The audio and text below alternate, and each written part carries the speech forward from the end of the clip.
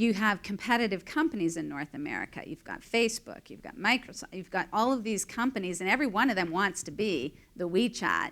But is Microsoft going to let Facebook take over messaging? Probably not. So that's where I think because these are all independent companies that are trying, for-profit organizations, they want to win. Tencent had the support of the Chinese government to help them win. And I mean, even Alibaba would consider themselves a competitor, certainly now when they have all these corporate accounts on WeChat. They have admitted that there's no way they're going to get to the technology capability that WeChat has. There's just no way.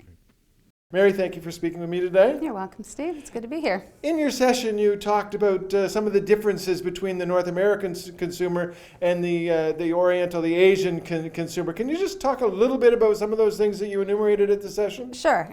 So mostly I was talking about our new business, which is exporting Canadian wine to China. So what we found when we looked at our go-to-market in market was that we really needed to make this a digital, almost only a digital company. So certainly mobility first. Everything in China, given that the development has happened in earnest in the last 10 years with the urbanization, the Chinese community consumer really sort of bypassed the whole web, PC web era and went directly to mobile. So when we came in and thinking that we needed to have a very strong web presence, our advisors there suggested that that wasn't the case, that we really needed to embrace a technology called WeChat. And WeChat is, the only way it's able to describe it is take all of the best applications that we have in North America, Facebook, Messenger, any of your chat programs, and put them all on one interface, and that's WeChat.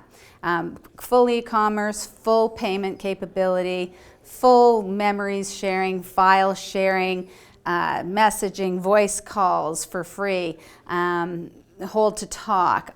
Every functionality that you could conceivably want to do in your day is all done on WeChat. So that's where we have built our business. Our transactions, all of our transactions will function on the WeChat platform.